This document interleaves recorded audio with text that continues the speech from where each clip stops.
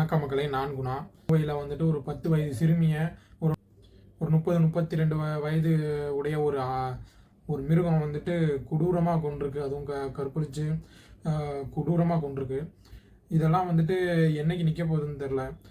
என்ன நடந்ததுன்றதை வந்துட்டு தெரியாதவங்களுக்கு சொல்கிறேன். கடந்த 21ஆம் தேதி மாலை 5 மணி போல் பார்த்தீங்கன்னா, அந்த 10 வயது சிறுமி வந்துட்டு கோவை பக்கத்தில் சூலூர் பக்கத்தில் ஒரு ஊரில் இருந்திருக்காங்க. அப்படி இருக்கும்போது குழந்தைய காணோன்னு 5 மணிக்கு மேலே வந்துட்டு தெரிய வந்திருக்கு. கடைக்கு போகிறேன்னு சொல்லிட்டு அந்த பொண்ணு வந்துட்டு காணோம் ரொம்ப நேரமாக அப்படின்ட்டு அவசர உதவி எண் 100க்கு வந்துட்டு அழைச்சிருக்காங்க. அழைச்சி இந்த மாதிரி குழந்தைய காணோன்னு சொல்லிட்டு இவங்களும் உறவினர்கள் எல்லாம் வந்துட்டு ஊர் முழுக்க தேடி இருக்காங்க.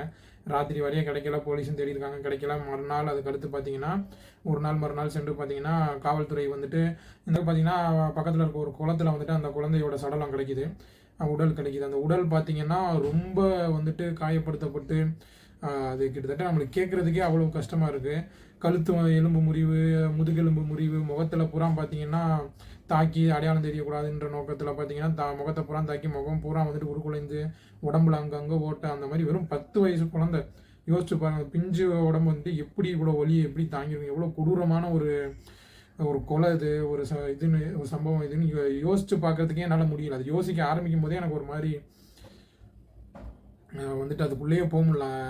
உள்ள அந்த யோசிக்க கற்பனை பண்ணுறது கூட எனக்கு வந்துட்டு அவ்வளவு இதுவாக இருக்குது, முடியாத ஒரு காரியமாக இருக்குது. அப்படின்றப்போ இதை அனுபவிச்சு அந்த குழந்தைக்கு வந்துட்டு அந்த நிமிஷம் எப்படி இருந்திருக்கும், அந்த வலியான நேரங்கள் எப்படி இருந்திருக்கும் யோசிச்சு பாருங்கள். இப்போ இவனுங்களுக்கெல்லாம் இவனுங்களாம் எதுக்கு இந்த மாதிரி ஒரு உயிர் வந்துட்டு இருக்கிறதுக்கே தகுதியற்றது இந்த பூமியில் என்னை கேட்டிங்கன்னா. கண்டெடுத்த பிறகு இதில் என்ன கொடுமைனா, அதை செஞ்சவன் பார்த்தீங்கன்னா அந்த குழந்தையோட பெற்றோருக்கு தெரிஞ்சவன் தான். அதாவது இவங்க வந்துட்டு புதுசாக குடி வரும்போது அதே பகுதியில் வந்துட்டு குடியிருந்தவன், பக்கத்து வீட்டுக்கார மாதிரி அதனால தான் இந்த குழந்தை பார்த்தீங்கன்னா தெரிஞ்சவங்கன்றதை மட்டும் தெரிஞ்சவங்கன்றதுனால கூட போயிருக்கு. நம்பி போன இடத்துல இப்படி வந்துட்டு ஒரு கொடூரம் அரங்கேறி இருக்கு.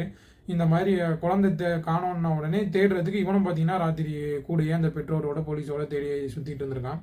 அடுத்த நாள் மறுநாள் வந்து சிசிடிவிலாம் கலெக்ட் பண்ணி கிட்டத்தட்ட 200-250 சிசிடிவி காட்சிகளை வந்துட்டு பார்த்து அதில் கண்டுபிடிச்சதில் இவன் கூட வண்டியில் போயிருக்க தெரிஞ்சிருக்கு. அதுக்கப்புறம் இவனை வந்துட்டு தேடி போகையில் பக்கத்தில் இருக்க ஒரு குடியிருப்பில் இருந்து இருக்கான்னு தெரிய வந்து போலீஸ் அவனை பிடிக்க போகும்போது பார்த்தீங்கன்னா மேலே மாடியிலேருந்து குதித்து தப்பிக்க பார்க்கும்போது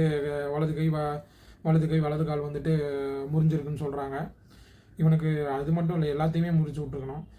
இவன் தான் உண்மையான குற்றவாளினா இருக்கப்போ சிசிடிவி ஆதாரம் வச்சு இது பண்ணும்போது இவன் தான் உண்மையான குற்றவாளி. இவனை கூட வந்துட்டு இன்னொருத்தன், அவன் பேர் பார்த்தீங்கன்னா கார்த்திக், நாகப்பட்டினம் மாவட்டத்தை சேர்ந்தவன்ற மாதிரி சொல்கிறாங்க. இவனுக்கெல்லாம் மரியாதைலாம் கொடுக்க முடியாது, அவன் தான். அதே மாதிரி இவனோட நண்பன் மோகன்ராஜன் ஒருத்தனுக்கு, அவன் 32 வயசு மதிக்கத்தக்கவனா, அவனுக்கு வந்துட்டு இதில் இவன் இப்படி பண்ணியிருக்கான்னு தெரிஞ்சு போலீஸ்கிட்ட சொல்லாமல் மறைச்சிருக்கான் அப்படின்ற ஒரு அடிப்படையில் வந்துட்டு வழக்கு பதிவு செஞ்சுருக்காங்க அவன் மேலேயும். அப்படி ஒரு சம்பவம் நடக்கும்போது வந்துட்டு மக்களுக்கு நம்பிக்கை தரக்கூடிய விதமாக ஏன் நம்ம நாட்டில் இன்னும் இந்த மாதிரி கொடூரமான செயல் பண்ணுறவனுக்கு வந்துட்டு மரண தண்டனை, மத்திய கிழக்கு நாடுகளில் இருக்க மாதிரி தலையை துண்டிக்கிறதோ, துப்பாக்கியால் சுடுறதோ, கல்லை வச்சு எரிஞ்சு கொள்றதோ ஏன் நடக்க மாட்டேங்குது? இது குறித்து உங்கள் கருத்துக்களை வந்து கருத்து பெட்டியில் பதிவிடுங்க. அப்புறம் மாற்றம், நம்ம எதிர்பார்க்குற மாற்றம் வந்து சும்மா ஆள் மாற்றம் கிடையாது. சட்டங்கள் இந்த மாதிரி நடக்கும்போது வீரியமாக செயல்படக்கூடிய ஒரு தலைவர் அந்த மாதிரி தான் தேவைப்படுது. இன்னும் பாதுகாப்பு, அந்த தாவேக அமைச்சர் உடனே வந்துட்டு அதுக்கு பதிலளித்தது. நான் காலையில் சாயங்காலம் வந்து அந்த இடத்த பார்வையிட்டது. அது மட்டும் இல்லாமல் மறுநாள் 7 மணிக்கு இதை பற்றி என்னன்றதை நான் முழுசாக சொல்கிறேன், எனக்கு கொஞ்சம் நேரம் கொடுங்கன்னு கேட்டது. அதெல்லாம் வந்துட்டு ஒரு சரியான இதில் தான் போகுது, கொண்டு போகிறாங்க, சரிதான். ஆனால் இனி இது நடக்காமல் இருக்க என்ன பண்ண போகிறாங்க அப்படின்றதான் பண்ணணும். ஏன்னா இப்போ குழந்தைகள் வைத்திருக்க நம்ம வீட்டில் எல்லாம் பார்த்தீங்கன்னா, பெண்கள் இருக்க எல்லா வீட்லையும் பார்த்தீங்கன்னா அரசாங்கத்தையோ இல்லை காவல்துறை அந்த மாதிரி அடுத்த மனிதர்கள் நம்புறதுல வந்துட்டு பயனில்லை.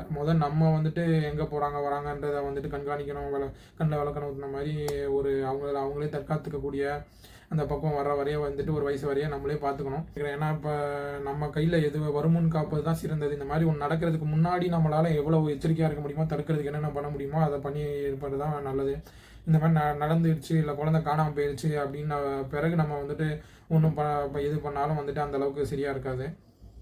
ஏன்னா அதுக்கு நான் பாதிக்கப்படக்கூடிய சதவீதம் அதிகமாகிட்டு இருக்கும். பொருளாதாரத்தில் மேம்பட்டுக்கங்க, அதிகாரம், இந்த ஆதிக்கம், நம்மளை பொருளாதாரத்தில் இதுவாக இருந்தாலே நம்மளுக்கு வந்துட்டு ஆதிக்கம், அந்த சுற்றி இருக்க இடத்துல ஒரு செல்வாக்கு வரும். அப்படின்றப்போ இந்த மாதிரி ஒருத்தன் வந்துட்டு நம்ம வீட்டில் இருக்க பெண்களை தொடுறதுக்கே வந்துட்டு யோசிக்க கூட மாட்டான். ஏன்னா தொட்டோம் கெட்டோன்ற நிலைமைக்கு அந்த அளவுக்கு நம்மளை வந்துட்டு வளர்த்துக்கணும் அப்படின்றது என்னோட கருத்து. வீட்டில் வளர்ப்பில் இந்த மாதிரி ஒரு எண்ணம் வராமல் வீட்டில் வந்துட்டு ஆண்களாக இருக்கட்டும் பெண்களாக இருக்கட்டும் இந்த மாதிரி ஒரு எண்ணமே வராத அளவுக்கு வந்துட்டு வராத அளவுக்கு வந்துட்டு வளர்ப்பு இருக்கணும். ஏன்னா இப்போ இது வந்துட்டு தெரிஞ்சவன் பக்கத்து வீட்டுக்காரன் அப்படின்ற அடிப்படையில் வந்துட்டு நிறைய பேர் இப்போ வந்துட்டு பக்கத்து வீட்டுக்காரன் எதிர் வீட்டுக்காரன் சொந்த குடும்பத்தில் இருக்கவன் அவன் வந்துட்டு அந்த மாதிரி இருக்கிறதுலேயே வந்துட்டு குழந்தைங்க நிறைய பாதிக்கப்படுறாங்க. அப்படின்றப்போ இதை வந்துட்டு நீங்கள் வெறும் அரசாங்கம் சட்டம் அந்த மாதிரி இது பண்ணுறது ஒரு சைடு இருந்தாலும் வீட்டிலேருந்து சின்ன வயசுலேருந்து குழந்தைங்களை வளர்க்கும் போதே சொல்லி வளர்க்கணும். இந்த மாதிரி தான் இது பண்ணணும், இது தப்பு, இது சரி, இது பண்ணணும், இது பண்ணவே கூடாது அப்படின்னு அந்த மாதிரி வளர்ப்பே வந்துட்டு அடிப்படையிலேருந்து அவங்க வரும்போது பார்த்தீங்கன்னா இந்த மாதிரி செயல் வந்துட்டு தப்பு, இது மாதிரி யோசிக்க கூட கூடாது அப்படின்னு வரும்போது நீங்கள் 30 வயசு ஆளை வந்து இனி திருத்த முடியாது, 40 வயசு ஆளை வந்துட்டு இந்த மாதிரி சொல்லி திருத்த முடியாது. அந்த மாதிரி சின்ன வயசுலேருந்து குழந்தையிலேருந்து அந்த வளர்ப்பு சொல்லி வளர்க்குறது வந்துட்டு கட்டாயம் செய்யணும்னு நினைக்கிறேன். உங்கள் கருத்துக்களை வந்துட்டு கருத்து பெட்டியில் பதிவிடுங்க மக்களே. வாழ்க்கை தமிழ்.